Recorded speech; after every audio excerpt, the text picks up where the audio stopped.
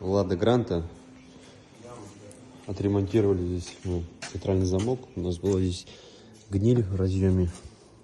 И также установили так называемую открывашку. Теперь автомобиль закрывается, открывается не с личинки, как раньше, с брелка. И также у нас на закрытом автомобиле открывается багажник.